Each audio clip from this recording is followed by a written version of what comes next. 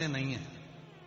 मंदिर में जाते हैं, भगवान पे चढ़ा हुआ फूल, भगवान पे चढ़ी हुई बेलपत्री पूरे मंदिर में जहां वहां पड़ी रहती है और लोग उस पे से चलते हुए लांघते हुए निकल जाते हैं। पंच पुष्प शिव महापुराण की दो बातें अपनी जिंदगी में उतार कर रखना। यदि कोई बड़ा रोग अपने जीवन में नहीं चाहते हो, इस मुख को जिंदगी भर शुद्ध चाहते हो और इस मुख में कभी कोई बड़ी बीमारी नहीं चाहते हो, तो दो बातें अपनी जिंदगी में उतार कर रखना। एक, भगवान के पड़े हुए निर्माल्य पर कभी लांगा ना जा। दूसरा, अपने मुख में पान खाकर, गुटखा खाकर या कोई वस्तु खाकर जो मंदिर के लिए रास्ता जा रहा हो, भगवान की कथा के लिए रास्ता जा रहा हो, भगवान के द्वार पर रास्ता जा रहा हो, वहां अपने मुख से थूका ना जाए। जितने लोग पार कर कर जाते हैं उतना दोष आपको लग जाता है और आपका जीवन नष्ट हो जाता है।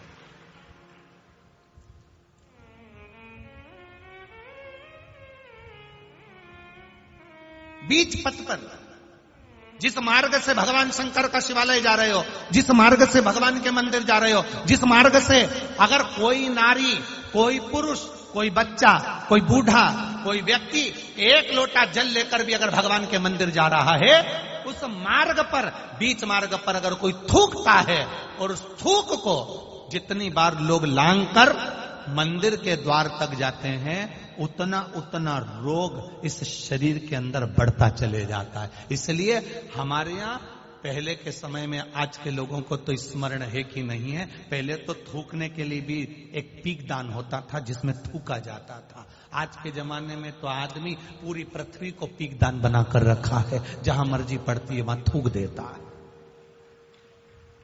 ये श्रेष्ठता नहीं है हमारी। ये वसुंधरा, ये पृथ्वी, ये वसुंधरा, ये भूमि माता, ये पृथ्वी माता, जिसकी गोद में हम पाल पोष कर बड़े हुए हैं, जिसका दिया हुआ अन्न हम पा रहे हैं, जिसके आनंदमय आशीर्वाद से हम अपनी जिंदगी जी रहे हैं, इस पृथ्वी को भी नमन करना चाहिए। नमन, प्रणाम करना चाहिए।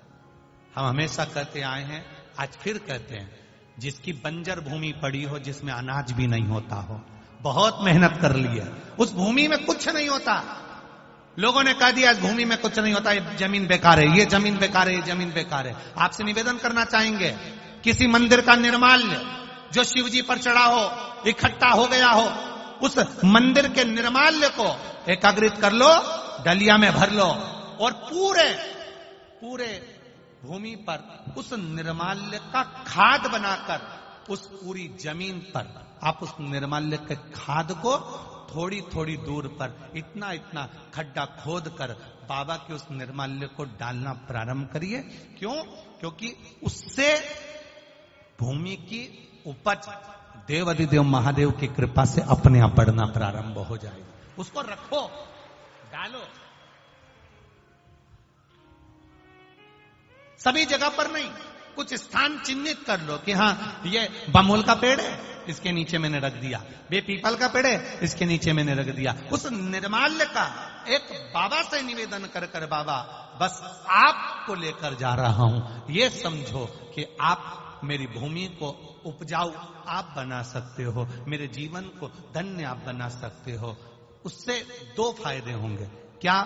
एक, निर्माल्य जो इकट्ठा होता है, लोग उसको ले जाकर नदी में डाल देते हैं, नदी में डाल देने से नदी दूषित हो जाती है, नदी में प्रदूषण हो जाता है। तो वो निर्माल्य जब आप जमीन में ले जाकर गाड़ोगे, डालोगे, तो नदी भी शुद्ध होगी और भूमि में भी उसकी खाद बनकर उस भूमि पर भी उसका शुद्धता का भाव जागृत होगा।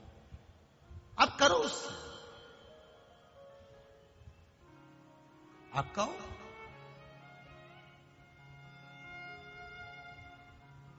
हर कहीं थूक देना, हर कहीं पर पान खाकर थूक दिया, तंबाकू खाकर थूक दिया, कहीं पर भी तुम्हारा मन पड़ा और तुमने पिचकारी, ना ना ना ना ना, शिव पुराण कर रही है, उससे हमें दोष लगता। उस दोष का वर्णन कई लोग कहते हैं ये तो कुछ खाता ही नहीं था, ये तो बहुत अच्छा व्यक्ति था, इसको ऐसी बीमारी हो गई, इसको ऐसा रोग हो गया, कहां से हो गया, कारण क्या है, ये रोग आया कहां से? हो सकता है इसकी आदत में था, घर से निकलता था, कहीं देवालय शिवालय पढ़ता था, ध्यान नहीं दे पाता था, थूक दिया, उस पे से निकलकर लोग जाते रहे, मंदिर पहुंचते रहे, उसका दोष जिंदगी में आ जाता है, वो दोष है। पहले के समय में गांव के लोग तो आज भी जानते होंगे कि पहले पीक दान चलता था, आप लोगों के स्मरण में होगा, कभी कभी आप लोगों ने देखा भी होगा, छोटा सा रहता था, उसमें लोग थूक देते थे, उसमें लोग कुल्ला कर देते थे, पर यहां वहां लोग नहीं थूकते थे, पर चला, अब लोगों ने वो चालू कर। दो चीजें स्मरण में रहे, कोटेश्वर बाबा का दर्शन करने जाओ, महाकाल बाबा का दर्शन करने जाओ, ओमकारेश्वर बाबा का दर्शन करने जाओ, चाहे तुम्हारी मर्जी पड़े, जिस शिवालय में दर्शन करने जाओ, जिस मंदिर में दर्शन करने जाओ, उस मंदिर में अगर कोई बेलपत्री जमीन पे पड़ी है, कोई फूल पड़ा है, आप दर्शन करने आए हो ना, उसको उठाकर किसी एक कोने में, किसी एक जगह पर ले जाकर पटक दो।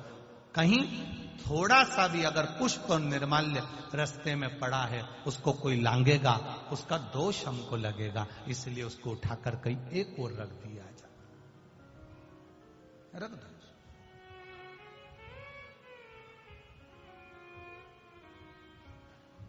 हम तो यहां तक कहते हैं, किसी मंदिर में पुजारी जी बैठे हैं, पंडित जी बैठे हैं, कोई आया दर्शन करने के लिए, आप भगवान की बेलपत्र, भगवान का पुष्प उसी को दो जो आपसे मांग रहा। कई बार विद्वज्जन उस फूल को, उस बेलपत्री को उठाकर उसको दे देते हैं जो उसका मोल नहीं समझता, और बाद में उसको ले जाकर कहीं पटक देता है, उसमें उसकी प्रधानता नहीं है।